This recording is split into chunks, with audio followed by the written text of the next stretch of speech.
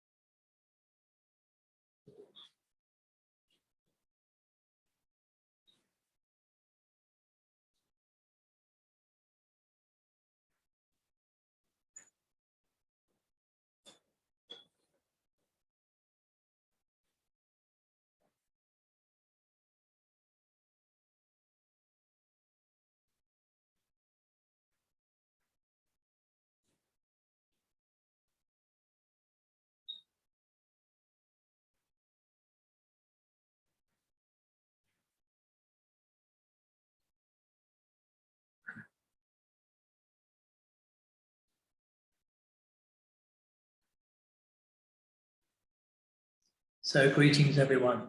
So this is the third session, and from what I understand, Monica will be diving into challenges, the challenges on the path, and how when we face these challenges and overcome these challenges, it helps us realize our truth, and of course, to wake up entirely. So over to you, Monica, and enjoy the session, everyone. Thank you so much, James. And very warm welcome, everyone, to today's session, third session today.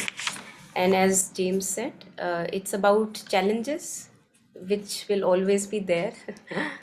Life is nothing without challenges. And the idea is to take the challenges as raw material and not to run away, try to hide from them. Let everything arise and be ready to face whatever arises.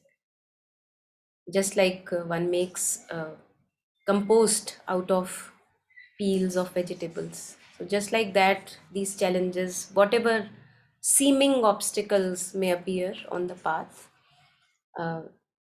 they can just turn like compost. They can be really, really good for our path way back home. So before we begin with the challenges on the path, would anyone want to share anything from the last two sessions, if there is anything coming up?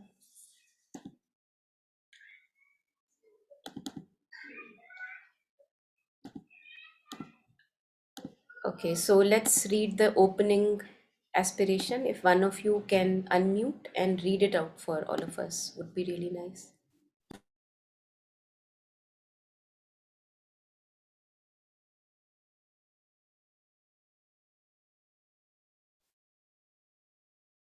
May I be a guard for those who need protection, a guide for those on the path, a boat, a raft, a bridge for those who wish to cross the flood. May I be a lamp in the darkness, a resting place for the weary, a healing medicine for all who are sick, a vase of plenty, a tree of miracles, and for the boundless multitudes of living beings, may I bring sustenance and awakening, enduring like the earth and sky, until all beings are freed from sorrow and all are awakened.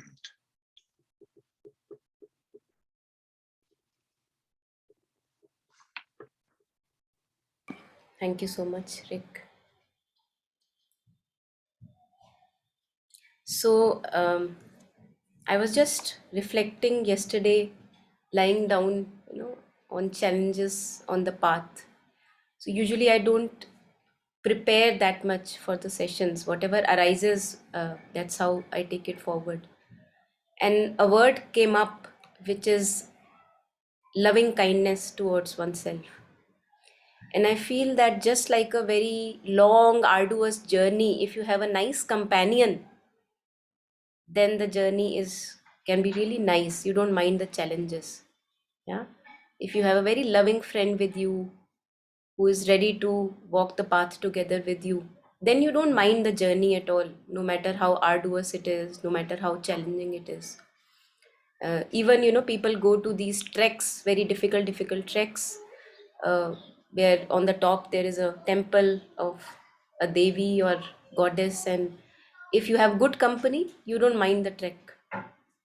So just like that, if we are unconditionally friendful or friendly towards our own self, then there is nothing that can stop us.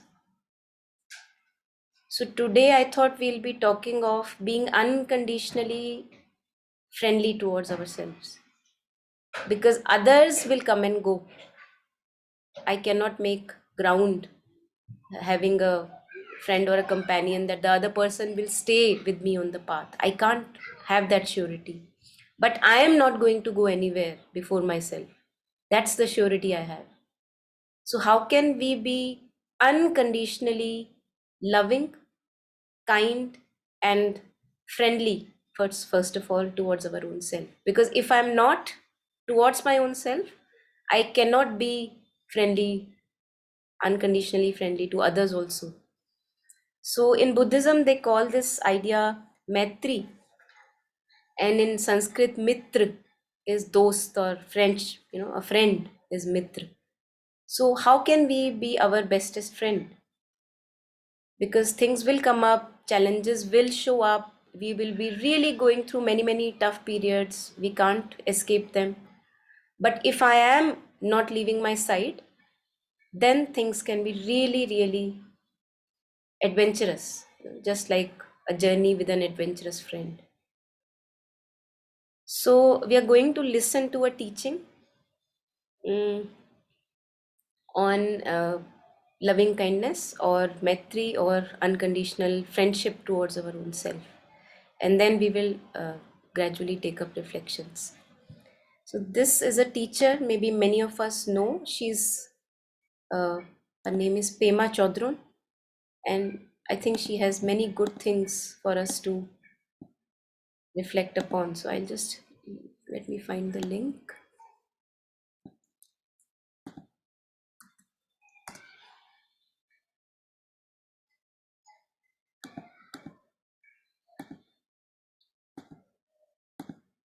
Yeah.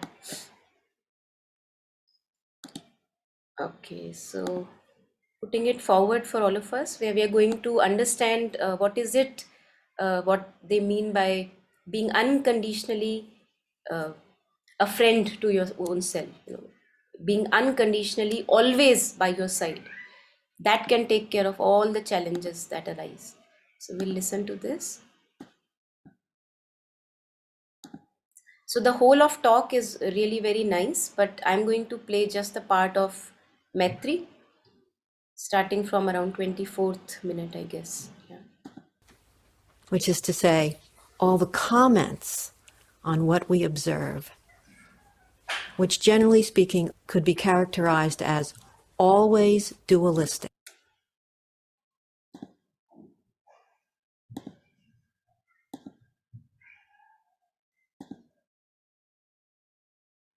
Yeah, I'm sorry. I think I pressed a wrong screen share. Now I'll just rewind it a little bit. Yeah, maybe start from here. Yeah. Limitless, always changing. To have a completely direct experience of reality is another pseudonym for fully enlightened. And the reason I keep telling you all these definitions of fully enlightened is so that you can kind of calm down and not be in such a hurry and realize that we just go inch by inch. The main thing is a direct experience of who we are right now and beginning to trust that. Sometimes we say it's not very trustworthy because it's so addicted. But the point is that we could be mindful, openly attentive of just who we are. And an important part of mindfulness is dropping the speech balloon, which is to say, all the comments on what we observe, which generally speaking could be characterized as always dualistic, which is to say, they always are something about good or bad, right or wrong, on the track or off the track. So a lot of the process of mindfulness is beginning to relax with the present moment, touch the immediacy of our experience, our thoughts, emotions, the quality of experience as it is, and trust that. That is trustworthy. We can stay with it. Many of us, and maybe all of us, find it extremely difficult to just stay with the moment. And maybe all of us, to greater and lesser degrees, dissociate continually. But mindfulness is a tool for bringing us back to the actual sort of tactile taste, smell, quality, feel of the present moment, whether that's emotion or things. So for instance, when you start finding yourself suffering at the hands of the Lord of form, reaching for things, you can flip that from being crippling or something that weakens you to actually really completely contacting that experience, that taste, that touch, that smell, that feeling. Because usually what we do is we reach for these things because they help us to numb out and leave. So if we even use those things to be in full contact with what's going on, this is what you can trust. And in the process of getting used to mindfulness or being right here, you can expect shaky, tender, queasy, fearful feelings to arise. And so Maitri becomes very important. In the Shambhala teachings, they have a beautiful image, which I love very much, which is to place the fearful mind in the cradle of loving kindness. And that's the notion of Maitri, loving kindness. To place this fearful mind in the cradle of Maitri. And there's another wonderful Shambhala teaching which says that if you don't get to know the nature of fear, then you'll never know fearlessness. This is a good one to write down in your notebooks, to remember, because we are so uncomfortable with fear, we're so uncomfortable with discomfort, that we just want to get away from it. Therefore, that's a definition of ego. It's just trying to get away from direct experience. And that's what weakens us. That what never adds up to inner strength, and it never adds up to some kind of unshakable trust. It just makes us more scared and more uptight. And saddest of all, it isolates us and cuts us off from each other. Whereas the real healing will only happen from our interconnectedness with each other, realizing our interconnectedness with each other. But this tendency to try to get away, this deep, deep desire to want to get away, cuts us off from other people and from our own emotions and thoughts. So we place this fearful mind, which is known by everybody in the species from beginningless time, we place it in the cradle of Maitri. Now I want to say about Maitri, first of all, I think it's interesting to know that Trungpa Rinpoche taught Maitri in a way which is rather unusual. He's not the only person in the world that taught it this way, but it's not the typical way of teaching Maitri. Maitri is usually taught as developing the wish for others to be happy. Therefore we have the chant, may all beings enjoy happiness and the root of happiness. And that line refers to Maitri. So usually when Maitri is taught, it's this wish for others to be happy. And this is a very important part of Maitri. But the way that Trungpa Rinpoche taught, his definition of Maitri was unlimited, unconditional friendliness towards oneself, which then naturally radiates out to others. So I'd like to describe a little bit of how this works. First of all, when we think of Maitri, usually we think of qualities like gentleness and compassion, kindness, tender-heartedness, giving ourselves a break, non-judgmental attitude. But one should realize that a very, very important part of Maitri is honesty. The journey of development of Maitri is very much away from self-deception, away from this tendency to try to avoid what's going on. And it begins with making friends with what's going on in your own mind, with your own emotions, in your own body, developing a truly unconditional friendliness towards your own mind, your own emotions, your own body. Generally speaking, when we look closely at anything, our judgments go along with it. And this is particularly true of when we look closely at ourselves.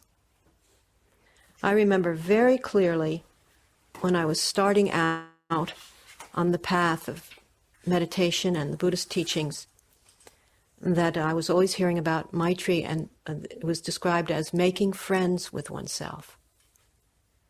And I remember one day just raising my hand. It was like year 5 or 4.5 or something. I was about that far into it, just raising my hand and saying, I don't get it. The more I sit and get to know myself, the more I hate myself, because I see all this stuff. So it doesn't seem to me that it's adding up to friendliness. And that was sort of the beginning of me beginning to understand that part of this was seeing all of this really clearly, that clearly, to the point of actually beginning to long for it to lift, to not want anymore to harm myself in that way. So that a great longing could arise, a great yearning could arise to no longer want to be imprisoned by my own habits.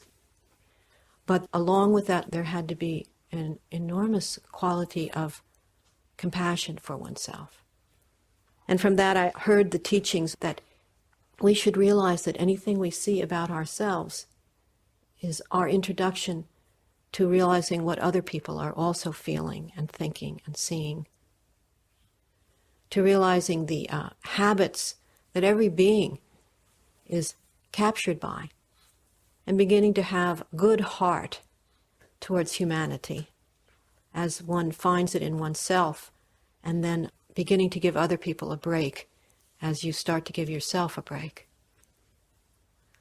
So this honesty is really important, and I think often people would like to just skip over it and just be sweet to themselves, which could easily fall into the 3 lords of materialism.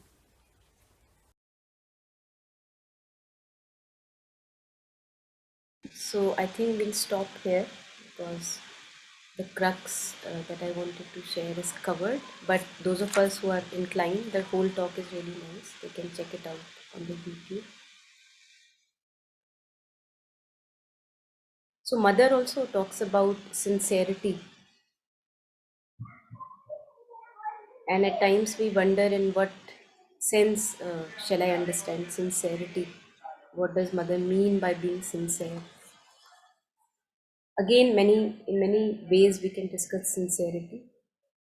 And one of the ways which Pema Chodron was sharing here is being honest with yourself, blatantly honest. That doesn't mean that I defend my anger and I defend my jealousy and I defend my habituated patterns. It just means that accepting that I am not okay now, or accepting that I am feeling okay right now. So whatever we are going through, just being very conscious and mindful of that. We know what is happening in my palace. I have an idea what's happening in my palace. And if I have no idea, then I have no idea. To accept that I have no idea what's going on. So I think that really keeps things very simple, because when I admit that I have no idea, then I automatically become very receptive and willing to hear or receive some light and words full of light. So not to deceive my own self that I am fixed now, it's time for others to fix themselves. We will never be fixed as long as we are human beings. We will always have some work to do, good for us, because we'll be employed as long as we have this life. So I feel it's very grounding. And what she was sharing, being unconditionally friendly towards ourselves, that no matter how much ugliness that we see, as we become conscious of our inner movements and ripples, we will see dirt and dust in us. And that can be my link to understand how human mind works, how all of us are. So if I see jealousy in me, that's my link to connect with how other people go through jealousy, how much it hurts when I follow the dictates of jealousy, what havoc it creates. So this also refers back to the technique that we were talking yesterday, that we can use on the path, that whatever disturbing uneasiness that I feel within me, that is my link to connect with the whole of humanity. That, oh, now I know this is how one feels when one is so worried or with such a restless mind. Now I know how it feels. Now this can be my connecting link with all of humanity. Now I know how it feels when one gets frustrated with the spiritual path. The moment I sense frustration within me, even that can be a connecting link. So now I connect with all the people who are getting frustrated on the spiritual path. Now I understand their pain, and taking in their suffering and exhaling out happiness and simplicity and joy of the present moment. Just a second, there is a bit of noise.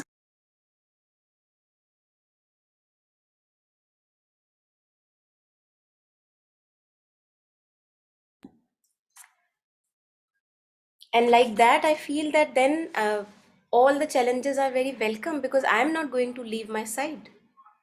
And no matter how much ugliness I may see in this palace of my being, I am not going to run away. I'm going to stay right here, just like one stays with a best friend. How beautiful. And this is the intimacy that we crave for in all of our relationships. Many a times we have been granted with beautiful relationships where you have a lot of intimacy and oneness with the other person. And usually what happens is that we become very possessive about that friendship, or we get attached to it in a clingy manner. But we don't realize, I feel, that this intimacy with oneself, that I'm not going to abandon myself no matter what I see in me. I think this is the intimacy that we crave for in every relationship. To have a true friendship with oneself, a very deep one, where you feel such a oneness with yourself, like you are your own beloved. And then when you connect with others in relationships, at workplace or other situations, then the same compassion that you have for your own self actually spills out in other relationships, because you're not expecting and demanding the other person to be totally pure and pious, and because you yourself are aware of what goes on in your being. And that's okay. That's part of being human. And as mother says, that love is a very deep transformative power. So when we have this unconditional love towards our own self, it transforms our being. It awakens the psychic being, which is full of goodness and divinity and compassion. So I'll take a pause here and maybe take up reflections if there are any. Yeah, anyone?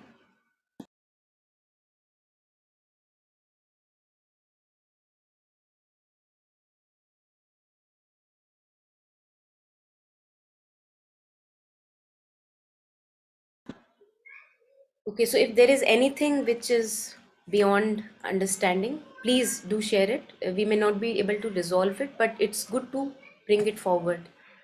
And knowing that we don't have answers to everything, and being okay with that knowing.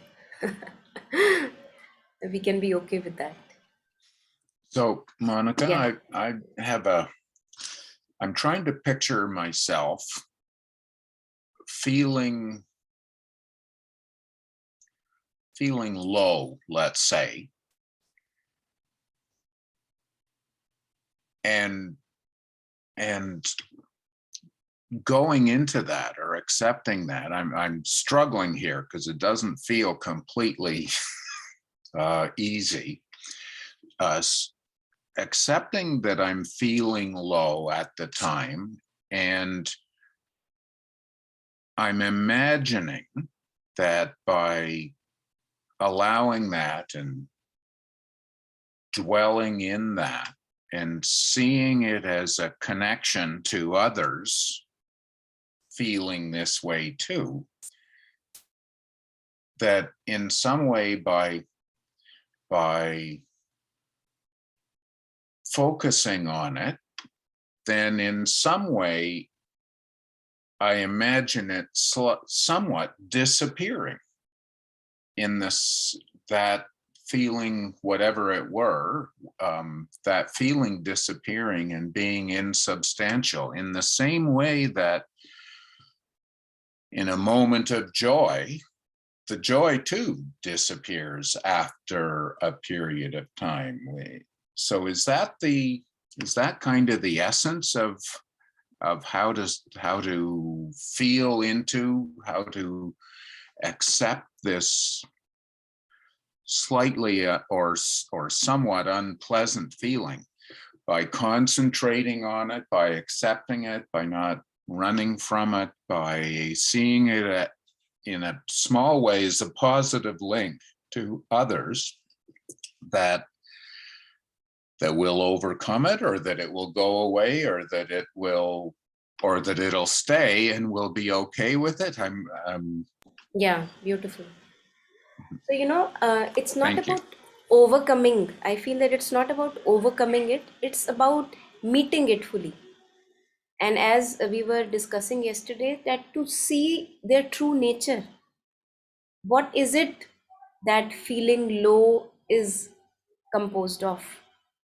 So we are going to, earlier I used to maybe run away from feeling low and maybe would watch something and maybe immediately pick up a phone and call a friend because I'm feeling low, right? We all do that. But now I've done that enough, and I say to myself, okay, let me meet feeling low. And I meet it at, yesterday we were sharing, we meet it in the body. So it gets created in the mind, but we meet it in the body. So I stay with the breath and I connect with the physical sensation of me feeling low. Yeah, and tune in with the body. Okay, maybe in the tummy I feel something, maybe a restlessness in the whole being, I feel like a dullness in the whole being. And I stay with that physical sensation of what I label as feeling low, along with connected with the breath. So breath is my connecting link with the body. Mind is home. I'm meeting feeling low. Now, as you were sharing that the more I stay with this feeling low, two things can happen. Both of them are beautiful. One thing is that, oh, now I realize what people go through when they are feeling low. Now I know. This is your connecting link, as you were sharing. So now I understand, brother. Now I understand your pain. So you're as if you're talking to the whole of humanity, right? So this is what is hinted towards in the technique Tonglen, where I inhale the unease and suffering that one goes through when feeling low. I inhale it with the inhaling breath, and I exhale simplicity and joy of the present moment to everyone, including myself. That's one. And see what happens. Now, I'm not going to reveal much here. See for yourself how it changes, the shift happens in your consciousness. It's very interesting to do experiment on this. And the other is that I stay with the feeling low again in the body, connected with the breath, and I stay with it. I'm not wanting it to disappear. I'm just meeting. Like a friend comes and the friend wants to meet you. Now you don't ask the friend, okay, when will you go away? Now the friend wants to stay with you. So you say, okay, as long as you want, I'm here. So you meet feeling low, you're meeting it. Maybe for 1 hour you're meeting it. And suddenly you feel that something has shifted. You're not feeling low anymore. So where is that feeling low gone? And this is for us to realize the true nature of this fleeting phenomena, true nature of everything that arises in consciousness, that the true nature of these emotions is emptiness and space-like. They have no solidity. Just like you go, you want to catch a rainbow. You can't ever catch a rainbow. It's not solid. Right? It's there. You can see it. You can feel it, just like you were able to feel feeling low. But there is no solidity. You can't grasp it. So the whole nature, the empty bubble-like nature of the phenomena of emotions is seen. And even if you're able to see it once for yourself, totally experiencing it fully, you see the empty nature for yourself, not through my experience or somebody else. For yourself, you see the empty nature. Then the next time when the feeling low arises, it won't be able to have you in the grip as it would have earlier, because now you know the empty nature. That's the beauty. Same with anger, same with jealousy, same with everything. Same with joy, as you were sharing, that the joy also comes and elation comes, gone. So anything that comes will disappear back from where it arose. The only thing that remains is the presence of awareness. That never disappears. That's our true being, and that's our shared being. That's the being that we share with each one of us. That's why we say divine is one. So it's not that you awaken to your divine and I awaken to my divine. No. The same awareness with which you become aware of your thoughts, feelings, sensations is the awareness that I have.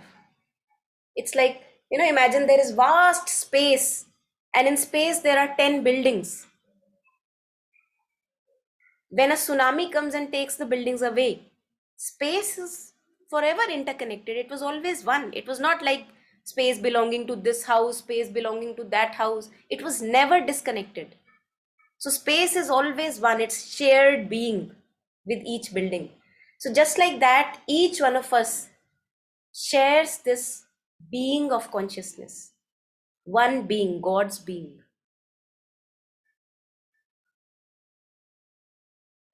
That's what we awaken ourselves to. That never goes away. That never comes and disappears. Yeah, makes sense what you were saying.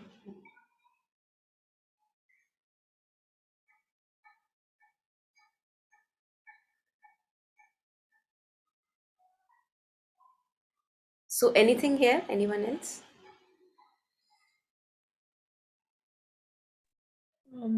I'd like to share some observations since yesterday. Please, yeah. I did the holding my worry. So during the daytime, because I'm usually busy, I don't notice my worry. But at night, when I'm sleeping, everything comes out. So I decided to do the exercise at night before sleeping, and I could feel the sensation in my body. I could feel where it's beginning. I could feel the restlessness in the body, and then all these thoughts, so many thoughts, and the worry creates thoughts. So you're creating these futures, and you're also going into the past. So many thoughts, and I'm just thinking since yesterday that how many thoughts I have, because I don't know whether these thoughts have always been there and I've suddenly become aware of them, but it just seems really noisy in my head since yesterday. And so today, because I was working, I've had a busy day today, I did the other exercise of just stopping, pausing, and looking at my breath in between the busy day. And I'm feeling very quiet today, relatively, I would say. Um, and I also tried the other one, the Tonglen exercise of, like I said, during the daytime, I'm usually, I'm happy. And so I tried like inhaling everybody's happiness and then, exhaling joy, and may everybody have, the present moment and, be happy. So I tried that. And overall, what I'm feeling today is a lot of stillness in the body, but I'm just aware of these crazy thoughts that come in my mind at night, and I don't know, maybe it is just a process, and I'm just becoming aware of the things that I'm going through at the moment, so it's just an observation. It's not I don't think there is an outcome for me to share yet. It's just what I've noticed since yesterday. That's beautiful. Somehow the mind that we have going through our education processes, and somehow we look at everything as a means to an end. We are conditioned to think like that why do I want to do college? So that I can get a job. Okay, why do I want to get a job? So that I can get good money. So as you correctly pointed out, that there is no other purpose than knowing my own self. So now that you have embarked on the journey of knowing your own mind, that itself is the purpose. So we don't have to use mindfulness as a means to reach an end, because that's the normal mind, conditioned mind. That's how it works. Always we want to make use of things and people in order to reach somewhere. While here we are not going to reach anywhere. As you said, that there is no outcome. The observation is the outcome itself. And also to observe that if there is stillness now, if I'm unconscious still, the mind will, because we have a clingy mind, the mind will try to grasp at this stillness. So even spiritual path, clingy mind still is with us. So here the vigilance is required, that okay, this spiritual experience happened, that happened, and wow, that was a beautiful day, I experienced so much of it. So the clingy mind, what it does, it pops up again and it says, oh, now I want it more. And this is the fun. This is what we have to watch, that it is always with us. Our clingy mind is always with us. If not vigilant, it just by default tries to grasp at every experience and will try to run away from experiences which are unpleasant. Grasp at what is good, according to me, and run away from what is bad. Now, this is what we are observing with our own self, that can I just be with all the experiences that are happening and look at this tendency to grasp. Just look at it rising up. That itself is so beautiful. So enjoy this exploration. I would say, it makes our life very rich. And mother would say, when she was young, she would not go to entertainment like circus, like other children would go. She would say, there was so much inside me happening, like so much of circus, as you shared, the mind is so chattery, that who needs outside entertainment? That's what mother says. So it's beautiful to come back home to ourselves and to see the circus happening. That itself is so powerful. Yeah. Thanks for sharing. It reminds me of this line Krishna says to Arjun, even the desire for desirelessness is a desire. Yeah. Yeah.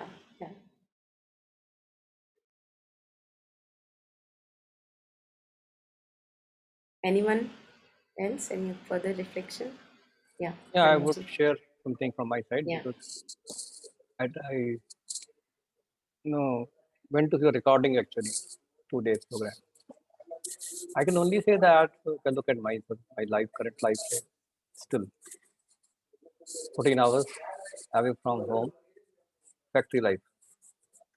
Factory life means like we are connecting with different kind of people. So this kind of experiment I've started doing. I think the last 2-3 months. We after lunch, 10 minutes.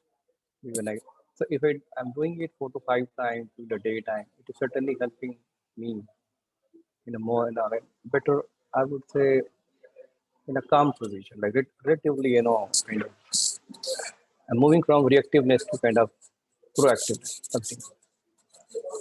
Initially, I was doing only in the early mornings actually because I have a habit of getting up early and then. But when I started doing the work hours, I can always find time for 5 minutes. Certainly, this is helping and this is one good way because probably it will help taking better decisions also because if we are loaded with multiple thoughts, the decisions could be wrong. That extent, this kind of a connect is helping in professional life and also in personal life also, like relationships with, say, I would say, a wife or a daughter, because I hardly spend not more than I think 1 hour in the morning wasting time, then 2 hours in the night before I go for sleep. So within that limited time, that connected is improving. Certainly. So it is very because it looks very simple, sometimes philosophical, but then as you start practicing, we can find it is can be real. Otherwise, it started to very, very bookish, say, for example. Two of our now person like basically attached to very lot of materialistic activities. That is one thing. Certainly, I'm helping actually in kind of improving overall well-being. Nowadays, well-being is a concept which is being debated very heavily in corporate sector because everybody is so stressed out, chasing just numbers every day, daily targets, weekly targets, yearly targets. In that scenario, this kind of experiment, even for a few minutes, to treat more time, done it is helping. It is helping us. Yes. Thank you so much for sharing, Pranavji. Yeah. Sri Aurobindo shares, that there is nothing that can be done. Uh, Let me just read it out because many times I just say it wrongly. So he says that there is nothing mind can do that cannot be better done in the mind's immobility and thought-free stillness. When the mind is still, then truth gets her chance to be heard in the purity of silence. And so simple, 2 lines as Pranavji was sharing. And what we are doing here, talking about bringing the mind to rest many number of times a day and checking in with the status of the mind. Okay, where am I? Being mindful of whatever is the status of the mind, the feelings, the body. That itself, it's a small thing, and it is just enough for a lifetime. So much of practice is inherent in these little, very simple steps. And the complicated mind can, yeah, yes, Parvindaji, I'll share it in the chat window later. The complicated mind can really discard it because one wonders it cannot be that simple. I have been at it for 20 years. It cannot be that simple. So the complicated mind can really, really ignore the instructions.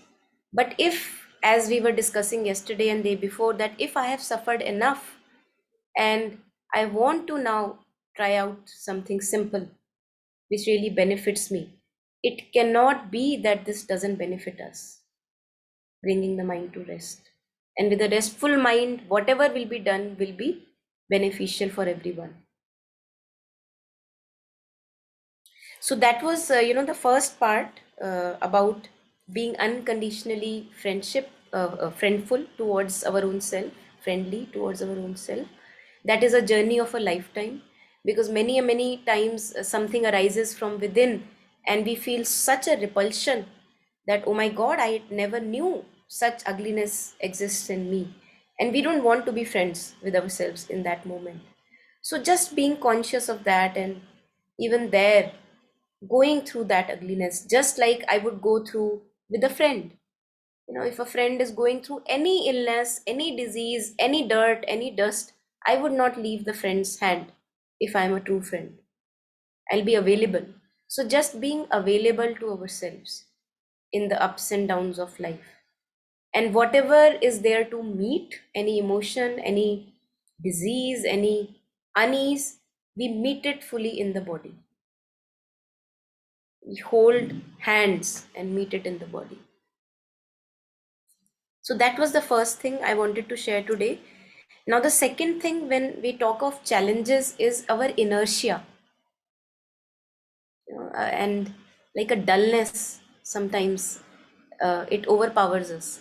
Mostly, I feel, I may be wrong, but coming from my own experiences, I feel that mostly the dullness overpowers me when things are okay, like comfortable, right? Then there is no intensity to walk the path, to be conscious, to be mindful. Are sab theek to hai, all is okay. But when things are intensely painful, then somehow I am motivated to go within, dive deeper within. So pain and suffering are beautiful reminders for us to go within. It doesn't take much effort then. But what to do in those times where, where one is very comfortable, easy? How to remind myself of walking on the path still? And there I feel it's very important to talk about where to take refuge in. And in Buddhism, they say that take refuge in the Buddha, the Dharma, and the Sangha. So Buddha is our own enlightened nature, our refuge within, finding refuge with words of a guru or a master, finding refuge in Dharma, which is scriptures, words that illuminate us, remind us of the right direction, and finding refuge in the Sangha, which is the community of people traveling together. So that when I talk to a friend who is also walking the path, the friend reminds me and shakes me off my dullness. So that's where we can find refuge, because from time to time we will face inertia and a kind of a torpor, like it's there, it's hiding all the time. And when things are okay, specifically when things are okay and life is not that painful, we don't feel motivated to be conscious, to be mindful. So that's one of the obstacles that one may encounter: inertia, forgetfulness. And if we can remind ourselves through this mean or that mean, good for us. If we can't remind ourselves, that's also a win-win situation, because life will remind us. So we will suffer, we'll bring ourselves back in pain. So it's a win-win situation, thankfully for us. As Mother says that the divine victory is certain, we will have to find our way back home, whether in good times or with bad times. We can never be away from our divinity for long. Suffering will come and then we will be motivated to practice. So it's a win-win situation. But as Mother says, that if we collaborate with the divine, now that I know what is a fruitful path for me to walk, now if I collaborate with the divine, then I exponentially speed up the process. That's what we can do. So Mother says collaborate. Instead of taking a detour and a long path, you can do it in one lifetime. Do what?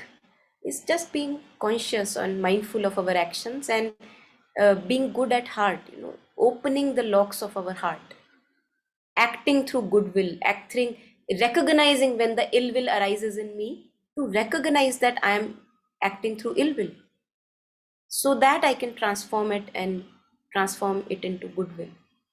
Because if I act through ill will, even a little bit of intention of ill will, it accumulates more and more negative karma. And I become bound to the earthly manifestation. I will have to continue to repay and repay for the work I am doing. While if I act consciously, if I act from goodwill, I actually negate even the previously accumulated ill will or karma that is there coming from previous lives. So whatever action I have right now, I am involved in, if I become conscious of my intentions in that action, it has the power to negate the previously accumulated karma. That's the power of consciousness. And if I still continue to act through bad intentions and ill will and my own tendencies, then I generate more and more misery for the future. So what do I want to do? Now, do I want to collaborate or not? That's my choice.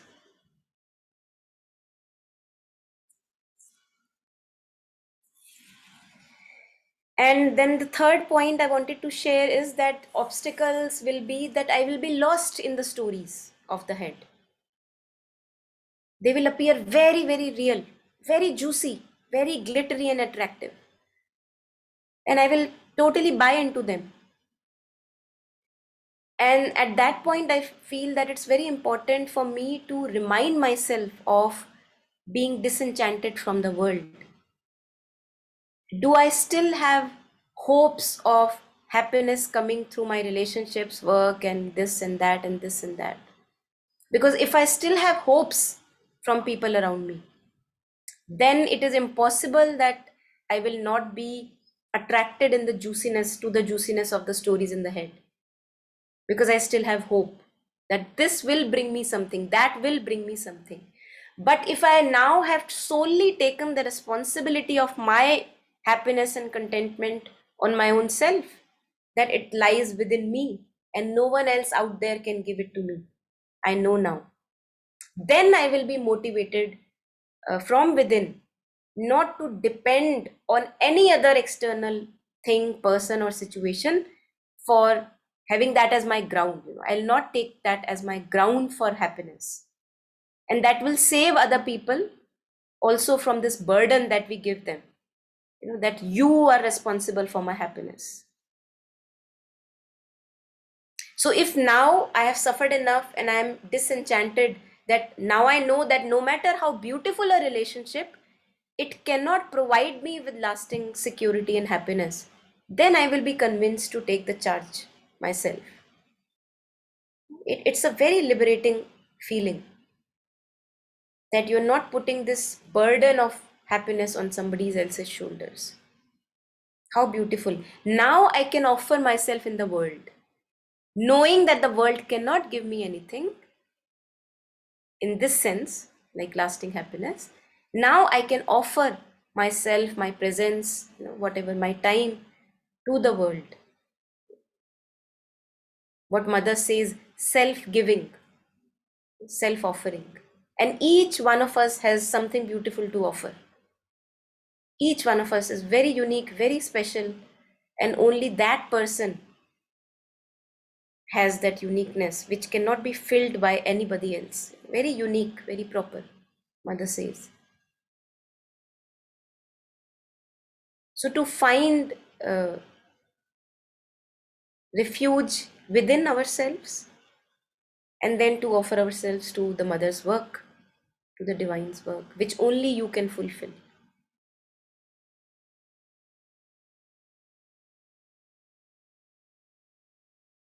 And then I think towards the end, before we take up reflections, or maybe if time, I'll share something else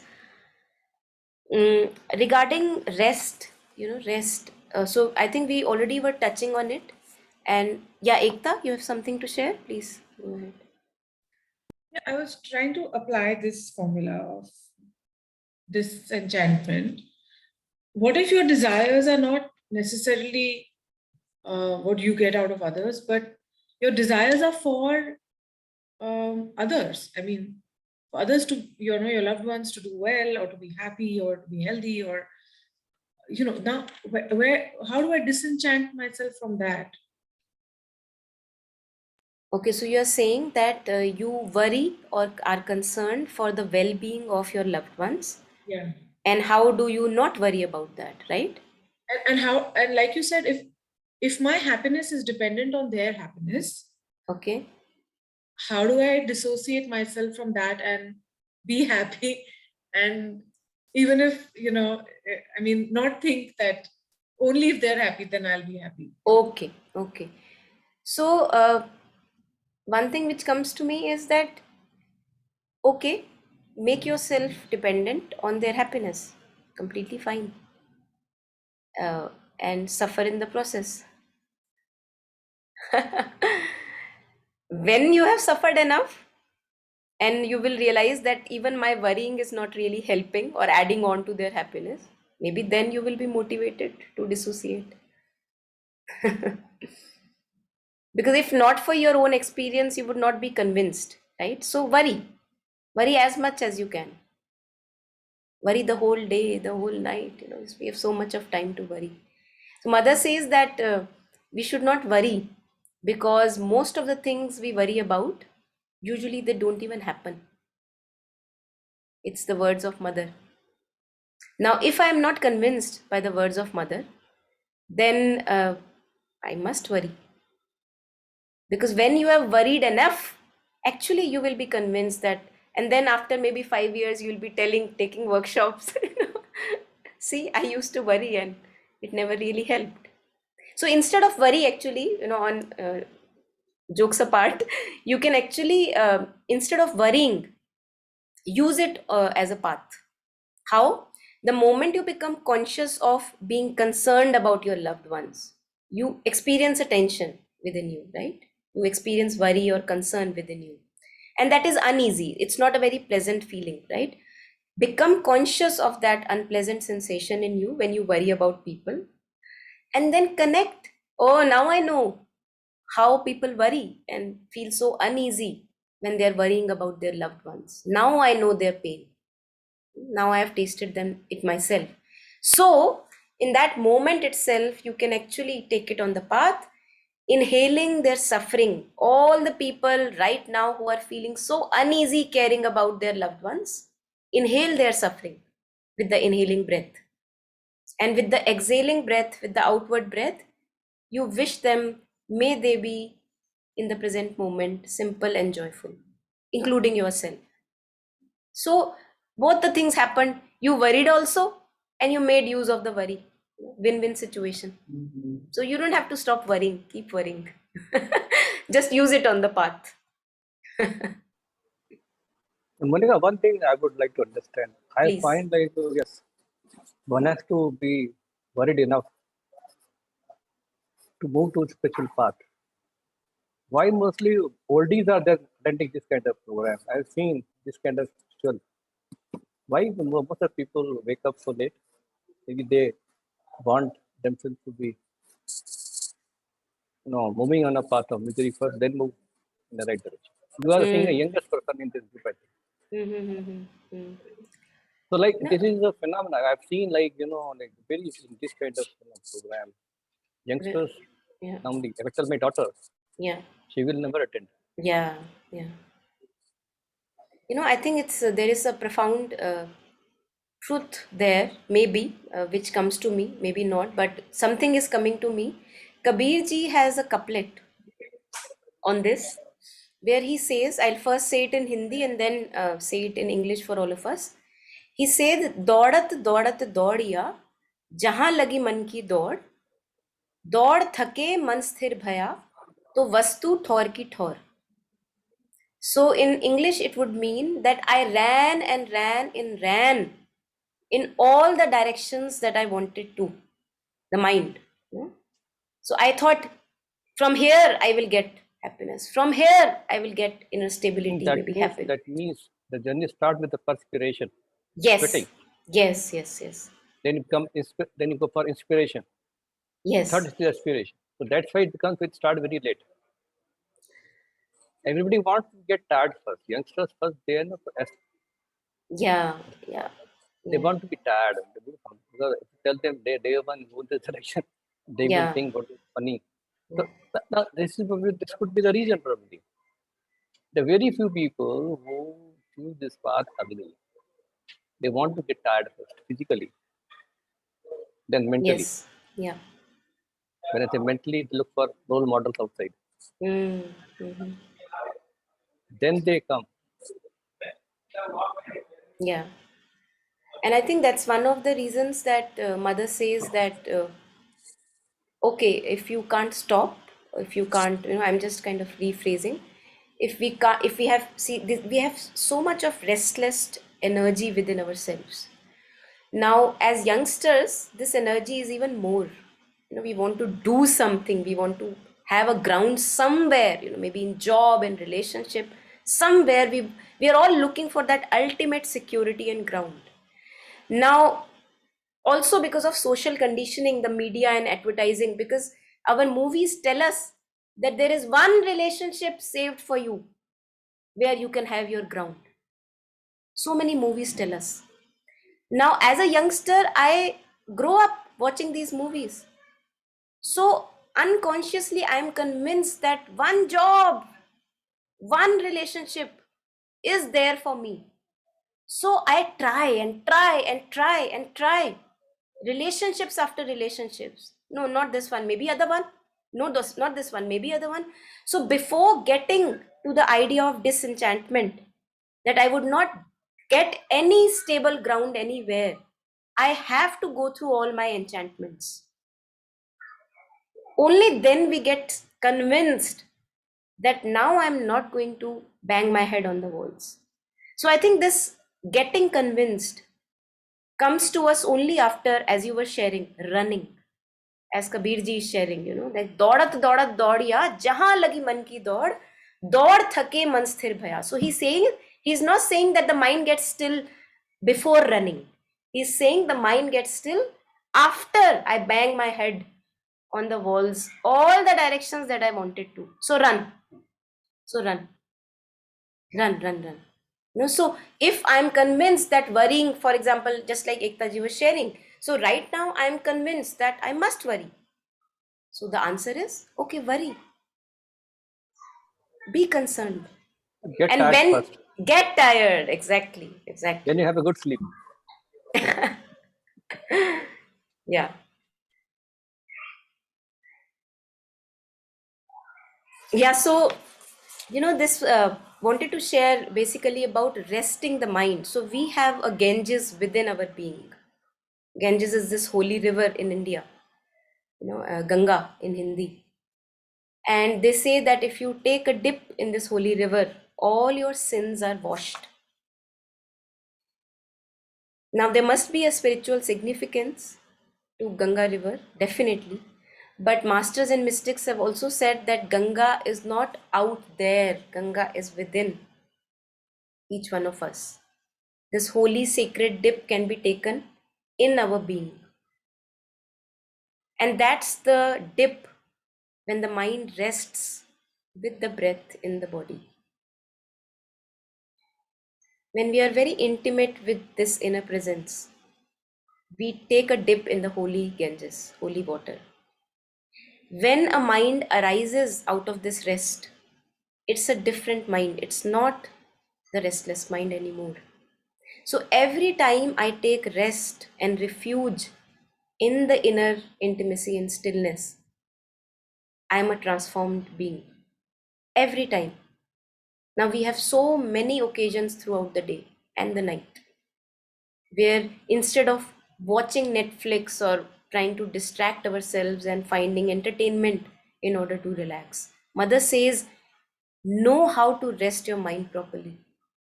This is how you should rest. So, rest is very important, resting of the mind, dipping of the mind in this holy, sacred water within our being. No matter for 1 minute a day, 2 minutes a day, 5 minutes a day, 10 times a day for one minute, doesn't matter.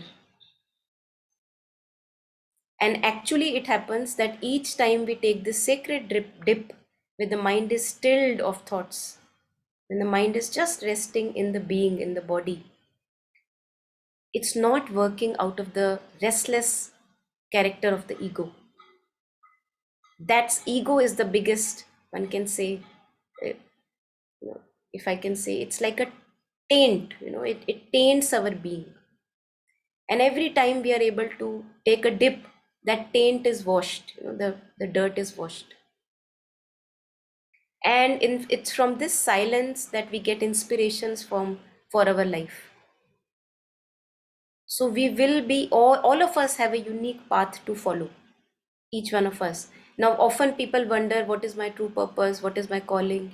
We would not get to know the calling if not for the dipping of mind in this holy stillness.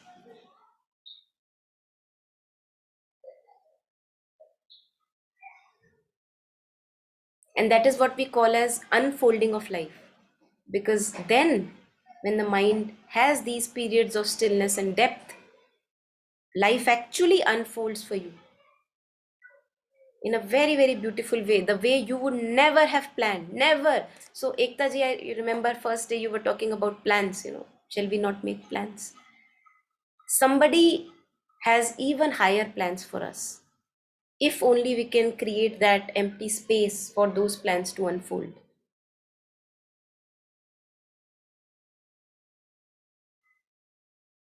So resting the mind is, I feel that it's one of the ways or tools to really have a very rich quality of life and to be fully there wherever you are. To bring the best, give the best in that particular space or physical space or wherever you are. Being the bestest version you can be. And we cannot be our bestest versions if we are always restless and agitated. So that was other thing which I wanted to share. It has benefited me greatly, taking these constant holy dips. And one can never have enough. One cannot say that, oh, I have been taking these holy dips for 20 years now I can drop it. No, we can never drop it, because that's where we get recharged. It's like the source, the ultimate source in our beings, which recharges our being. In mother's prayers and meditations, if you would see, maybe many of us are already in touch with it, if you would go through the prayers, mother's prayers and meditations, you would see that every time she starts with, maybe most of the times she starts with like a surface agitation, something that has happened, and then she says that, okay, no matter, I find refuge in you. I find refuge in your calm and silent depths. So that's where she re-energizes herself. So all the answers, all the resolutions, forget to connect the dots in your life. They will never be connected with our limited windows. We can never ever connect the dots of our lives. Things are so complicated. So without the need of connecting the surface dots, we have the opportunity to sink in the depths of our being and find the refuge there. Unite ourselves with this truer consciousness where life can unfold. We allow the space to unfold. So this is one last thing which was on my mind to share with all of you. Resting the mind in a stillness, in a refuge. So anything before we maybe take up one more teaching? Last, anyone?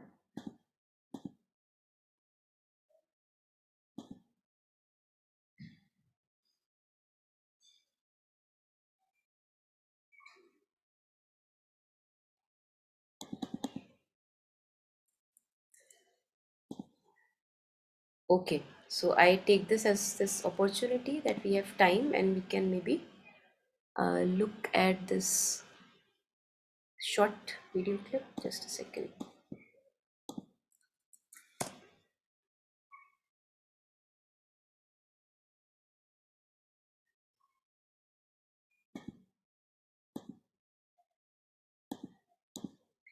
Yeah, so just playing it. So there is a question that is asked from somebody is asking from the audience, and it starts with this question, and then Jetsunma Tenzin Parmo, she answers how to. I think it's very good for each one of us to listen to this. One more question, then I'll let you all go. Okay? Promise.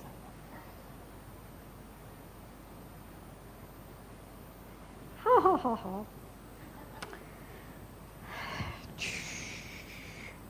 I have these questions in my mind. Who am I? Where have I come from? What is my duty? Where have I to go? How to get the answers to all these questions? Please guide. I would say just sit and look at your breath. Because the mind proliferates endless questions, never stops. And in the end, it cannot be answered by our conceptual mind, right? The conceptual mind is what's asking the questions. It will not receive, because whatever answers you will get more questions and more questions. You only get the answers from a silent mind. Our genuine mind, in the silence, knows the answers. It doesn't come in words. But we have to listen. And the only way to do that is to quieten down the mind, and then you can put the question and let it just percolate down through the silence of our inner being. And the answer will come that way.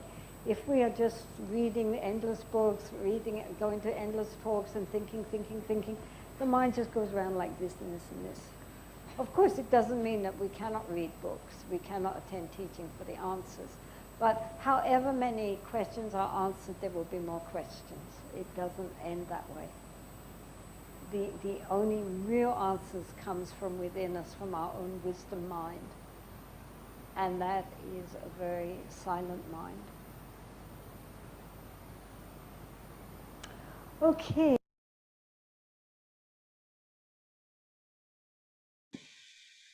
So, yeah, I think that was very short and crisp. So, anyone wants to share? Lataji, you have I just something? how to address ego, which is What do you mean by ego? no ego. It keeps coming up, right? Ego, just so how to be without ego, any ego, like how to address ego.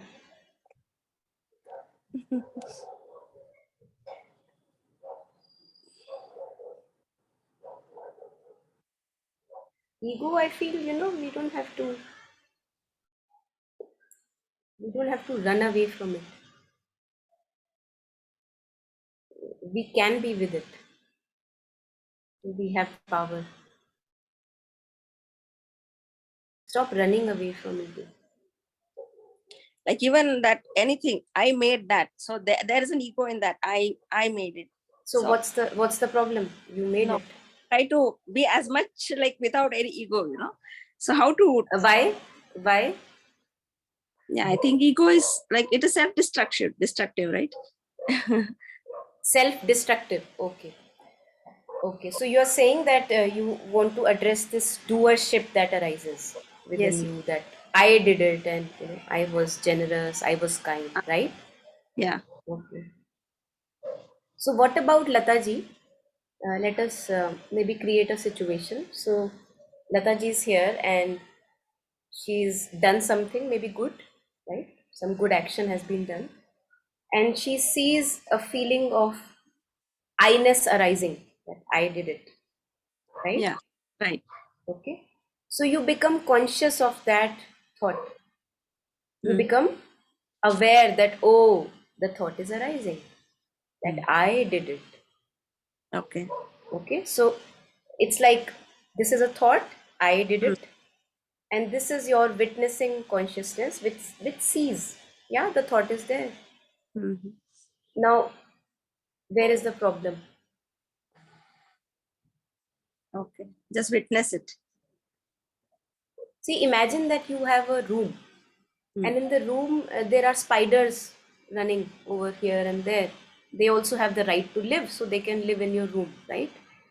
Now, every time you see a spider, and if you bang him, you will be troubled. It will be a difficult life for both of you.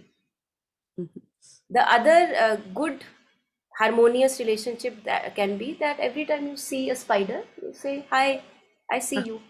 You are my friend. We live in the same room." Okay. So it's not that the spider is not there. Because if you want to run away from the spider, your life for sure will be hell. Okay. Spiders are a fact of life. They have a purpose to serve, just like you have a purpose to serve. Spiders also have a purpose to serve, right? So every time I see a spider in my room, I allow it to be. Okay. I say, yes, I see you, spider. You can be Okay. there, right?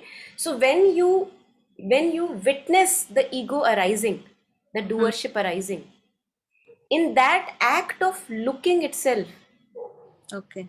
all is served. The purpose is served. Okay. But the problem comes to us because most of the times we are so rushy in our lives that we are not conscious of the spider. And on the other hand, also because we have read from here and there that we should be bashing the spider. So Yeah. I don't want spiders in my room. Oh my God, oh my God, oh my God. We are like that, Yes. right? So we have to develop a very friendly relationship with spiders. Okay. It's okay. I see you. You are there. And as long as you have body, don't think that you will become egoless. Forget about that hallucination. You will have the ego, and you can live very happily with the ego. Okay. You can live with that, being conscious of it. Whenever it arises, there is a breathing space between you and the ego. Okay. Right? Okay. You are living happily. The spider is there, you are also there. Let him do the job. Yeah, Thank you so much. most welcome. Bolo.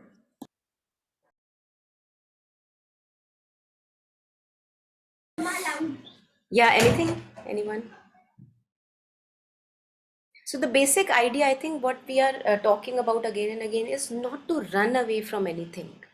Even if ego is arising, okay, let us meet it. Let us meet it. With mindfulness, with our presence, you meet it. Because it will keep on coming if you bash it. If you try to become egoless, oh poor ego, oh my God. Because you are making, it's like, you are making a monster real. So, if this reminds me of this story, A Beautiful Mind, the movie, those of us who have seen it, there is this mathematician, John Nash, I believe, who begins to have hallucinations.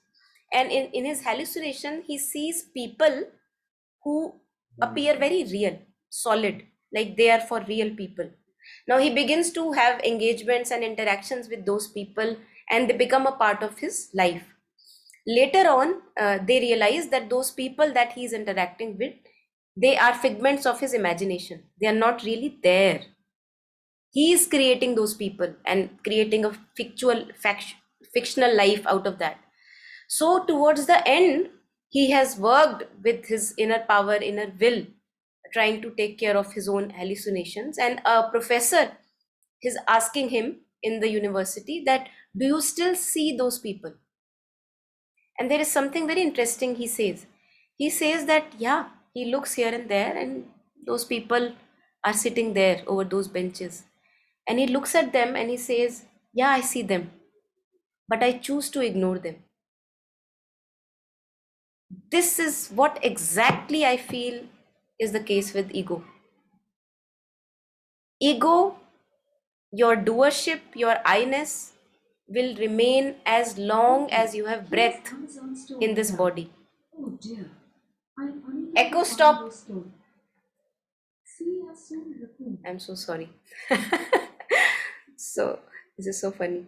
So as long as we have the bodily life, vigilance will be required and ego will be there.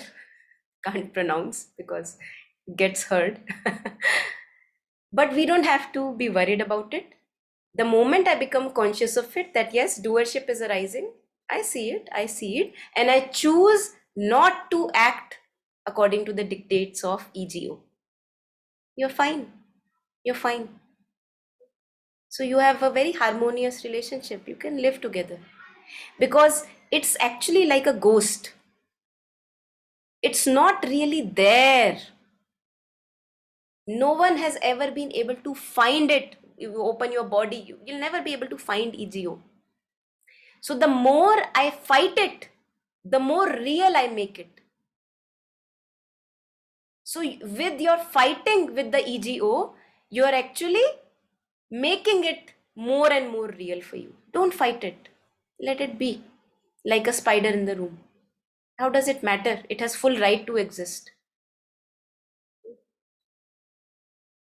And it also keeps us grounded because the more we see the ego building up in our own being, no matter how long we have walked the spiritual path, it makes us grounded that, wow, I have it even right now.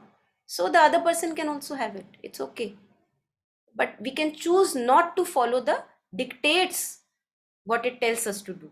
That's our only task, being conscious that we don't have to act according to the ill will and the negative intentions that come from the dictates of the ego. That's how we can keep it very simple, not to run away from it. So have tea with the ego, bring offer it snacks, but don't listen to the dictates. That's the only thing required of us. We can have a very good relationship.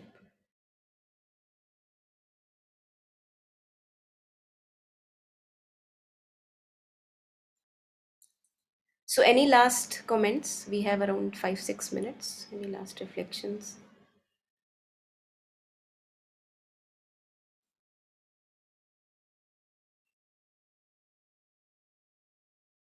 Can you connect the idea of the ego with sleep, with waking up? No? Mm-hmm. In the sense that when you sleep, it's not there, and when you arise, it's comes back again. In that sense, or what sense? No, in the sense of this workshop about waking up to our Oh, okay. I think that would be, really good to address. So I think basically, good that you brought it up. Thank you. Basically, the moment I become conscious of the habituated patterns of mind, and that I don't have to listen to their dictates, all the ill will and bad intentions that come up again and again, the idea of doership, and that I can be away, I can have this breathing space from those habituated patterns. This is actually part of waking up. Because as long as I live as the ego, I'm sleeping.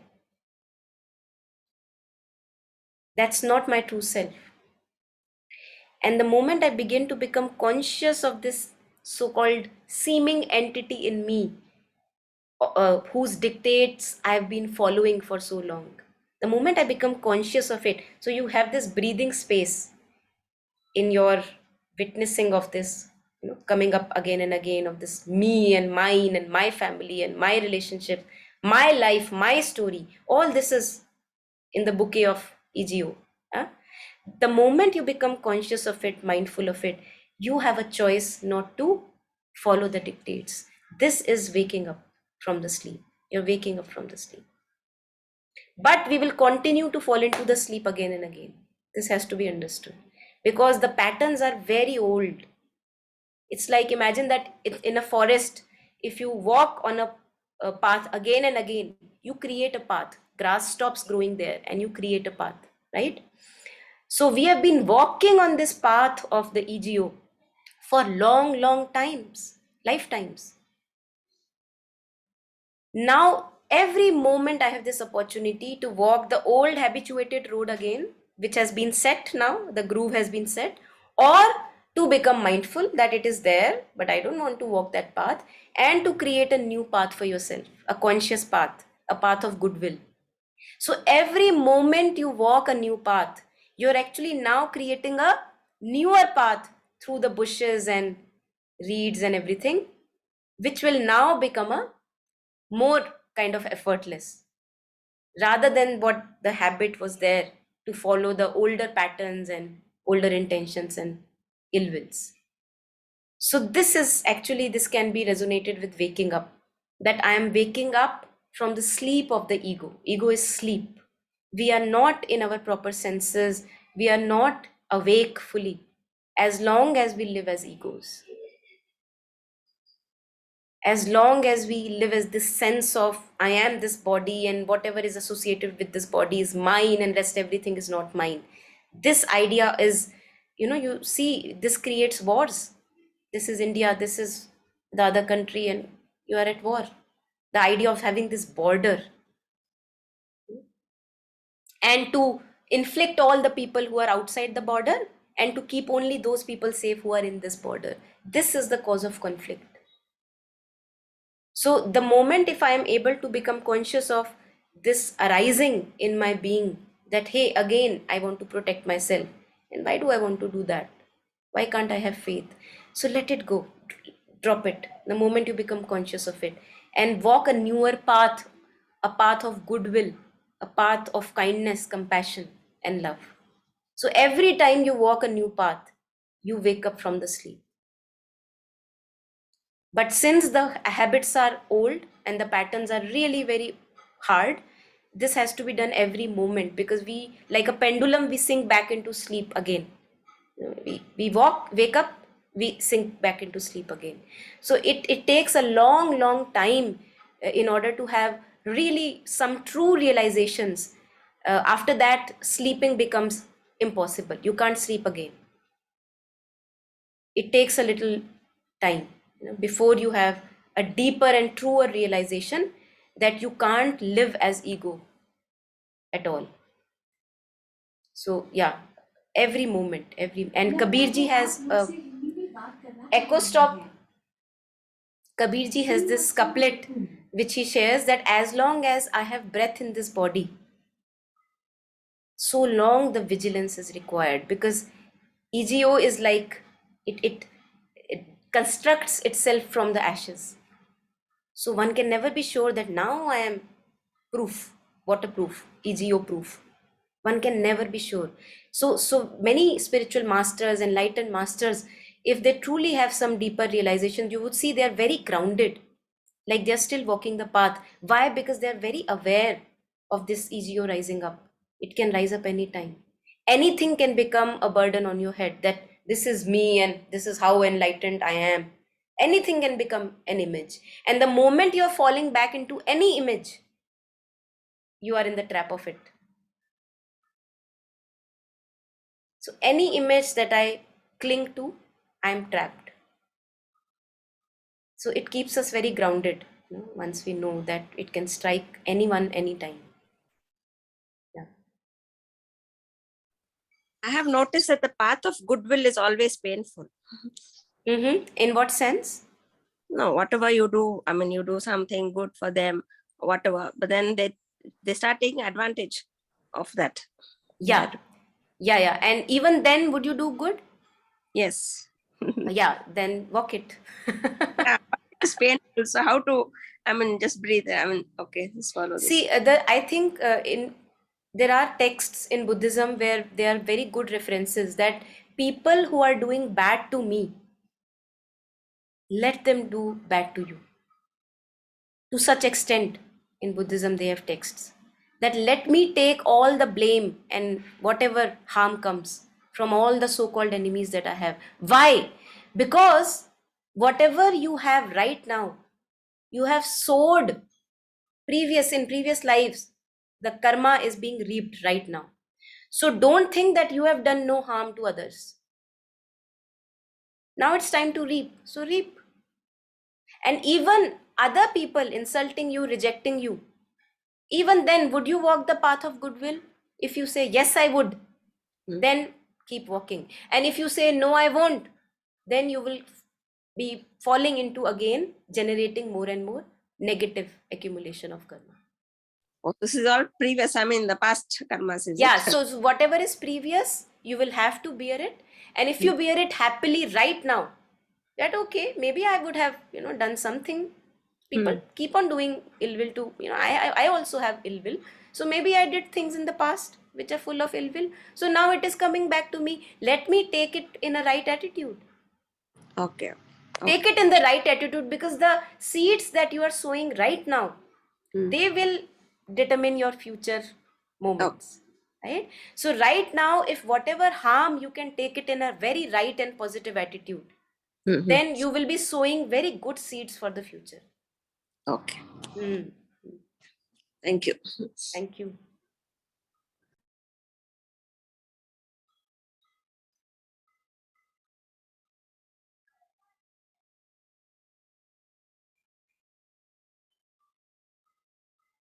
And slowly, so much strength comes to your being when you are ready to take the ill wills and harm from others. So much strength comes that you're not afraid when you are saying, okay, come eat me up.